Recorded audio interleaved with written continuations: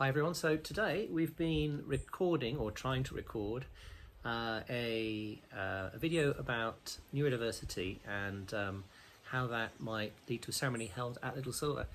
Unfortunately, we were hoping to hold it outside. It has been a bit wet. It is 2023, it is August. Everybody knows that July was the wettest July on record. And really hoping that the remainder of August and into September will turn into glorious, glorious weather. But anyway, Sue from Sue-byyourside has been here talking to us about that. We're about to go into that on this video, and it's been interesting because it's one of those things where Sue is in flow right at the very beginning, the very first recording that we did, and unfortunately the microphone was dangling against her necklace, so it didn't sound very good. I just wanted to say that we're not expert at talking to camera, and we're not expert at describing all the different things that relate to the specific subject, the neurodiversity element of it, but we're very passionate about it and we're very interested in promoting it as something which is perhaps not promoted and should be promoted for those people who have some sort of neurodiversity. And we also think that probably if you have a neurodiversity and you're thinking of a ceremony, you probably stumbled across us and you already know some of the stuff that needs to be dealt with. For those people who are general public who come to us, then you want to look at the FAQ and go, what's he talking about? Why is he talking about neurodiversity? Why is he talking about ceremonies? Why is it a good idea to hold them here? Okay, well, on with the video. So Sue, thank you very much for coming to Little Silver. The last time we recorded, it was raining cats and dogs outside, and all of a sudden the sun's come out. It's August 2023 for you.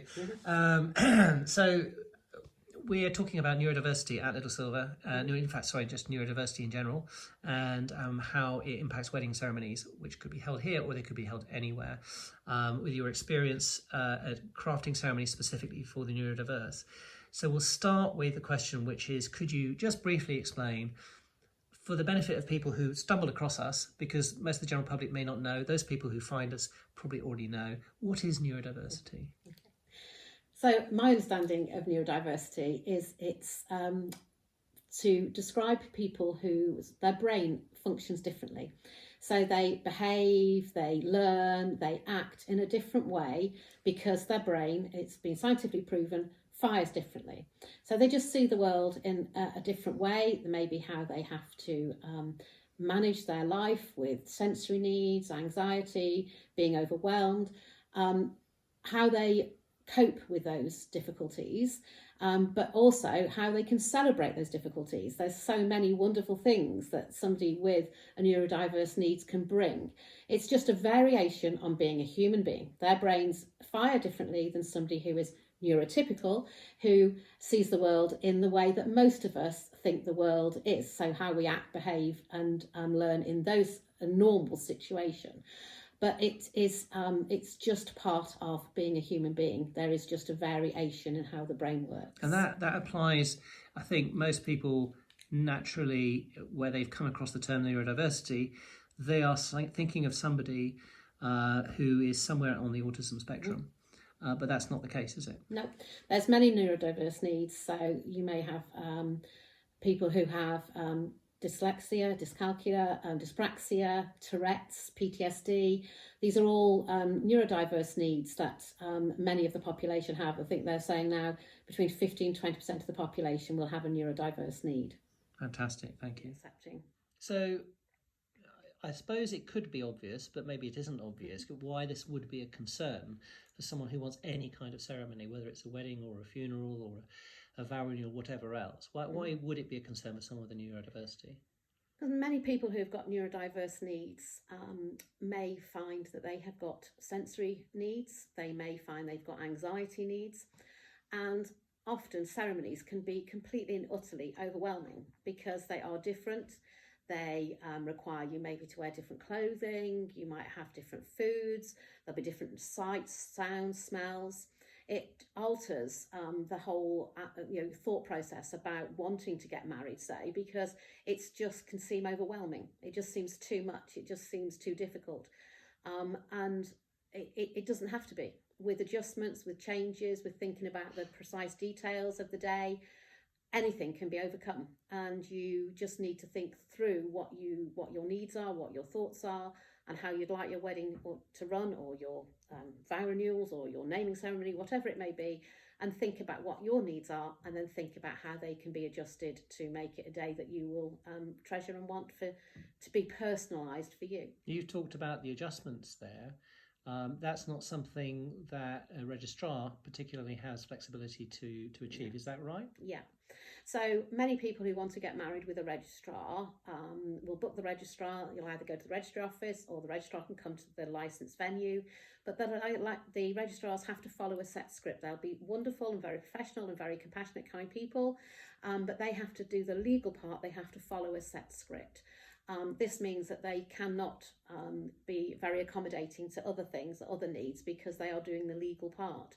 The beauty of finding a venue that can be accommodating and using the services of somebody like a celebrant is that they can be incredibly accommodating. The couple would have to do the legal part first with the registry, so registry service. So they would go to the registry office, say, and have a small, intimate service where they do the legal part. I call that the marriage. And then they would come to a beautiful venue like Little Silvers, book a celebrant, and then they would do the wedding part. And within that, then they can organise, they can still do vows, they can still exchange rings, we can do certificates, we can do other aspects like hand fasting, limoncello shots if you'd like, whatever the couple require and would love to have involved in their ceremony, we can then plan and do with them. But at the moment, it is going to hopefully change in the future, but at the moment, they would still have to be officially married with the registry service. I certainly like the idea of the limoncello shot. Me too. So, what is a celebrant? How are they trained? How are you regulated? You've described the benefits, certainly for someone with a neurodiversity, of having a celebrant lead a ceremony rather than however accommodating a registrar tries to be, they're never less constrained. What is a celebrant? So a celebrant is like an official. In other countries, Australia, America, they actually can perform the legal part of the wedding. Sadly, in the UK, that's still not possible. But a celebrant will get to know the couple. They'll meet them, and maybe initially on Zoom, and then after that, hopefully in person.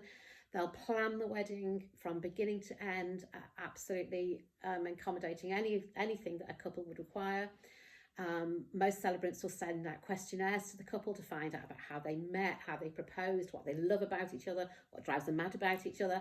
And the celebrant interweaves all of that into their love story. I often say that at a wedding, if you have a registrar wedding and then you maybe go, the traditional have speeches and things, it's lovely and it's all about how wonderful everybody is being there and how grateful everybody is, but who actually talks about the couple's love story, who actually talks about them, and so that's what a celebrant can do. They actually make sure the couple are completely celebrated on the day, their story, their way, and so a celebrant brings all of those lovely elements together because they've got to know the couple so well. So by the time you get to the wedding day, they are actually friends. You know each other, you know what the day's going to look like, you know about if the groom's nervous about something, you can help make sure and steady their nerves. You've maybe, you would have met many of the family by then as well. So you feel part of the team. You're not just coming in and disappearing. Often you'll stay and have a drink with everybody afterwards, and it's a real joyous time. So a celebrant can offer all of that. As I say, a registrar is limited because of the nature of their job. Most celebrants are trained, so there's lots of training and courses that you can do. I belong to the Association of Independent Celebrants. There's a code that we follow. We're very professional. We make sure that we stick to the highest standards. We've got a celebrant accord that states all the things that we agree that we will provide. So it is a profession that takes real pride in high standards, but there are many different sorts of celebrants. So there can be celebrants who sort of have different styles, and if a couple wanted a celebrant, it's good to go on various search engines for celebrants and find one that you think suits. I say to couples, meet 2 or 3 celebrants and find the one that you think is right for you. Specifically though, where we're talking neurodiversity, this is where the strengths of a celebrant come to the fore. Absolutely. And it is becoming more common in the celebrant world that people are understanding about neurodiverse needs. I still think as a profession we need to get better, but there is training courses now where people have started to understand that you say people with autism or Tourette's or any of the neurodiverse needs we've mentioned need support and help to give them the day that they require. Many couples sadly don't get married if they've got a neurodiverse need because it just seems too much. And it's our job as a celebrant team to be able to offer them the chance to get that wedding organised as they wish, but meets their needs and doesn't give them anxiety or issues by organising it. So what sort of things have you considered, or would you consider, when you're trying to organise a suitable ceremony for somebody with a neurodiverse need, whether it's the wedding couple themselves or maybe somebody that they want to attend the ceremony but has a neurodiverse need? Yeah. There again, I ask the question quite early on because it may not be the couple, it may be that family needs are as a page boy say with autism, who they would love to ask to do the role, but they're worried about whether they can manage to wear the outfit that they want. So suggestion is that let them wear, if they like wearing joggers and t-shirts because they don't like anything too tight, buy joggers and t-shirts in the colour of the wedding. They'll still look gorgeous and they'll look fantastic walking down the aisle. It can be from all sorts of needs. Many people with neurodiverse needs have got sensory issues. They can have heightened sensory needs or lowered sensory needs and anything in between. So that will be using sight, smell, taste, touch that can just be completely and utterly overwhelming. So bright lights in some big sort of hotel wedding venues, they've got huge bright lights that can just be too intense, too much. So think about things like fairy lights using candles. Again, thinking about the venue is the most crucial part, because if the venue feels right, the venue feels that they will be accommodating and they've got facilities to do that, then that will help the day tremendously. I remember you mentioning to us actually when you were here a while ago that although we're very well suited to hosting ceremonies for the neurodiverse, we might want to avoid using the front of the house because we have roses and the roses smell quite strongly, which is lovely for some people, but for those with a sensory issue where it might be an overwhelm. So little things like that are obviously very, very, very important. Yeah, and it's really important that the couple go and visit the venues and choose what feel. Many couples say they get the sense it feels right, but yeah, flowers. If a bride wants flowers, it can just be the smell and the sensation from the flowers is just so overwhelming. It could spoil the day completely. So use artificial flowers, new dried flowers. I knew somebody who had a succulent bouquet. I love succulents, and they had a bouquet made out of succulents, which was tremendous, but no smell. It can be the same for noise. Couples who love dancing, want music, but can't stand the pressure of being in sort of bright, really loud, heavy bass music, say. Silent disco. Everybody wears headphones. You can enjoy the music, dance to your heart content, but is ensured that you're unable to be able to cope with it. I did see there was somebody at the North Devon Wedding Network who has silent disco, and I did not understand why he would do that. But actually, it was quite fun. Yeah. Trying it out, it was quite fun.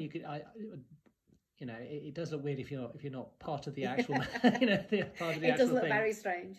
And then I think they started in festivals, and people just, different people had different music as well, and so people were dancing different ways, and that looks brilliant. To watch that is fun. But perfect for somebody who's got sensory overload by loud music. Put on the silent disco, you can still hear the music.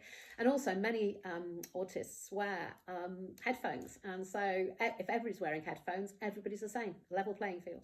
Lovely. So specifically with regards to Little Silver House as a wedding venue, why are we so suitable for the neurodiverse? It's just, the location is just stunning.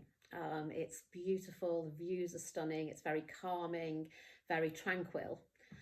So that's such an important aspect, but it's also the owners of Little Silver are accommodating and understanding.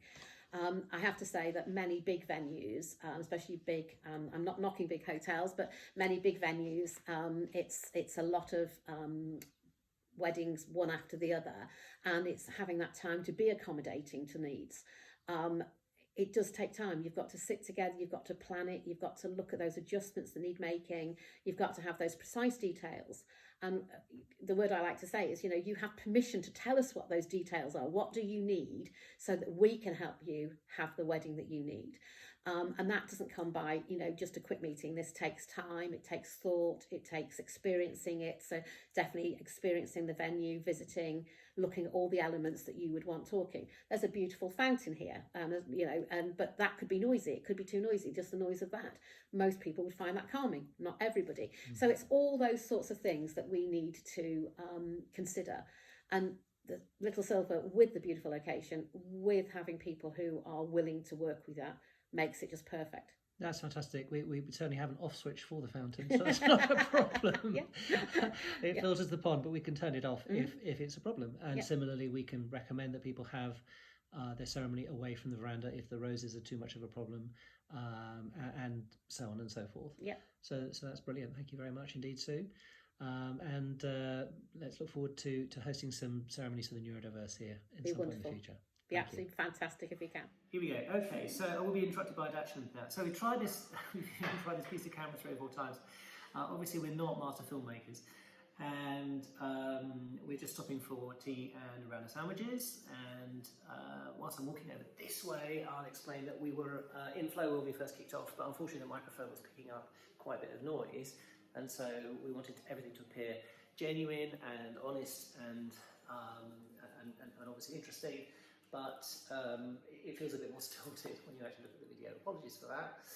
Anyway, whilst we're here having egg sandwiches and a cup of tea, let's talk a little bit about the concept of permission, which is something that didn't really occur to me until we'd had another conversation about neurodiversity. What does it mean to give permission? Giving permission for a couple is just that they are in control. They have permission to ask for adjustments to be made to the venue, to the ceremony. What is it that they need? And we will help provide whatever it is they feel that if the lights need altering, the background needs changing, the smell is too intense. It's asking us to alter those for them.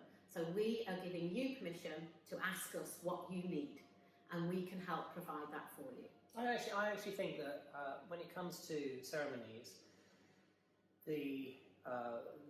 my feeling of what a ceremony is that it's something that's quite regimented. And so what we're saying is you have permission to have our ceremony, which is a celebration of a marriage, say, or it could be the celebration of the passing of someone's life, but let's say it's a wedding venue, and talk about the fact that you have permission to have it done the way that you want it and the way that you need it to happen. Yeah, absolutely. It's crucially important that you feel confident, that you feel that your needs have been met, that you know that it's going to go as you require it to do, and that you are listened to.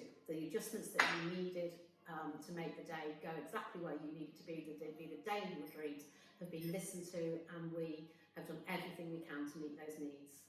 So the other thing that we didn't touch on, which I think people will be interested in asking about, is the term, in terms of cost, the idea that you choose to use a celebrant particularly because you can craft a ceremony that is specific to people's needs, but also because of your experience and who you are. There are other celebrants with experience in neurodiversity, but because of you specifically. There's a question of cost. Do people expect to pay more, less, or the same as they would if they were having a registrar register the ceremony right here and there? So many celebrants try to keep their costs as similar as the registrar costs, because we appreciate that weddings are expensive for couples. And so some weddings are quite straightforward. I may need to meet the couple once or twice. Other weddings slightly more complicated, just because of maybe venue or location or what's being required, and we may meet several times. It's all the same cost. It doesn't matter. It's all I care about is making sure it's the wedding that the couple want. So I keep fees similar to registrars, but we obviously get to know the couple in such more great detail and are crafting a bespoke, personalised ceremony meeting all needs and being there on the day and delivering it. And I will spend as much of on the wedding day. I don't book any other weddings on the same day. And I can spend, I'll come before, I can stay after, I can help with any part of the ceremony and the day as required, all within the costs. And that's actually an important point, is you were describing to us off camera, off air, some of the ceremonies that you have officiated at or otherwise are preparing for. And for some of the people for whom you've created those ceremonies, the amount of time and effort you've had to put in, it's the cost per hour is quite low, you know, because of the amount of time that's required. And we're prepared to do that same, because we're sort of passionate about it as well. It's the sort of thing that pleases us to offer that kind of service, I think. And if you get it right, there's nothing, you know, it's just the most wonderful feeling that you know you've given the couple exactly what they require, given them the day of their dreams, and if that's taken several meetings and a lot more time preparing the script, then so be it. That doesn't matter. It's giving. Yes, of course. Realistically, we've all got to get paid. We've all got to live, but it isn't like you say. It isn't paid per hour. Well, fair enough then. Well, with that said, I'm going to put this Dachshund down. I have a Dachshund, one of two, and we'll go next door. We'll have a look at the venue. One of the rare opportunities where we can actually go in and have a look indoors. We try and hold the ceremonies outdoors as much as possible, but if the Devon weather should let us down, never happens. Except at the moment. We can go indoors, and you can see that although it is a Sleep 2 property, it's huge for Sleep 2, and there is plenty of room to accommodate a petite wedding. We currently say between 12 and 15 people, but it does depend on the ceremony and the nature of the kind of celebrations that you're having, but we can hold them indoors, and we'll show you that, and Sue will talk us around some of the salient points that she's pointed out that say this is why it's good for people with neurodiversity. Oh, bend my knees. So, hello everybody. We're with Sue by your side as well. Sue Denham, who is from Sue by your side, and we are going to talk a little bit about, we're in the inside area. So this is a little silver nugget. And like I was saying, I think I was saying just now when we were in the kitchen having sandwiches, that in the rare occurrence when it rains outside, particularly in off season, and you can't have the ceremony outside, you can have the ceremony inside. And Sue's going to talk a little bit about, from a perspective of neurodiversity, why this is still perfectly acceptable, if not actually pretty good, for people with neurodiverse needs. So we're in the atrium, which is the main area. I'm going to dip this down, selfie stick. You can see it's quite tall, and we've got little hooks up here, so you can put chiffony type drapes. Thank you. I'm the kind of bluff guy type, so I don't really know what the words are, but and I'll do a quick spin so that you can see without dizzying everybody. But this just little atrium area is quite large. You could have a ceremony right there by the heart. If it was an intimate ceremony, what side do you go? Yeah, right here. Over here. Emergency exits are here. So Sue, first impressions. What would you say from the perspective of neurodiversity? It's a beautiful location indoors. It's calming. The colours are all very pale, muted. There's no bright strip lights. It's all little spotlights in the ceiling. It just feels soothing, calming when you walk in. So it'll be a beautiful spot for a ceremony. As we said here, just on here would be the bride and groom, or the groom and groom, or the bride and bride could be standing here, and then your guests for your wedding here. And that would be 10 to 15 guests would fit in this spot beautifully. But then there's more room further through. Let's go through. I'm going to reverse. I'm going to reverse. Mind steps. There's just only 2 steps from a access perspective. There's only 2 steps. Here they are. Right. I survived. And then there's a beautiful seating area here with some lovely comfy sofas. There's a nice dining table for if you wanted to have your wedding breakfast here, but it could also be a grazing table or a buffet. But as you can see, it's very spacious, it's very light, it's very airy, it's not echoey, it's just a really, really super spot. And we have talked that there could even be a ceremony in here as well. So, if you look, there's quite a big space all the way down, but you could even have all your guests here, and you could have a couple here in this archway here. So that's another lovely space as well. So if it did turn out to be raining or even snowing or just pretty miserable, perfect spot here. Absolutely beautiful location for a small, intimate, petite wedding. You did mention also the lack of knickknacks and the fact that it's a bit more Spartan in terms of decor, rather than let's say an older venue that has maybe just acquired an awful lot of stuff and it's all up there. Is the lack of busyness. Yeah, absolutely. Having said that, there are bees there on that. It's gorgeous. That is a beautiful picture. But no, it is. There's books and there's cupboards and there's some shelving, but it's all very tasteful, all very minimalistic, and again, nice and calming. It isn't full on. You don't walk in going, oh my gosh, there's so many things happening here. It's just, it pulls your eye in to look at certain things like the gorgeous big picture or the lovely picture of a deer, but they're all they're on their own. It's not surrounded. It's not busy at all. It's really a smashing spot. And as I say, thinking of there are some plants, but there's not lots of flowers. There isn't any intense smells. There is a little kitchen area. There's toilets and everything. Everything's here, so you'd be able to have the whole intimate venue all together in one place. It's absolutely lovely, really beautiful. I'm going to issue 3 corrections. Okay. Yep. The first correction is, I apologise. You know what? We say how calm and quiet it is. A fighter jet has literally just flown past. We didn't plan that one. I know you didn't plan that one. Why here? Why now? Yeah. While we're recording. Second is that table that I just showed there. That does extend out significantly. I mean, there's actually 2 tables and each one's extending. So it doesn't. You think I can't see 12 people there? Yes, you can see 12 people. It goes right out, and then we put a thing on the end. If you have children attending, for example, you can have a little children's table on the end. So we do that. And if it was a grazing table, you could fit even more in. The final thing is not echoey. I don't know what this microphone is picking up. Particularly if you have more people in, obviously they absorb the sound, so it's a little bit less echoey. If it comes across as echoey on this video, I apologise, but it might. It doesn't feel it when you're in at all. No. Was there anything about the bedroom that you thought would be? Yeah, I want to go and I want to come and spend time here. It's beautiful.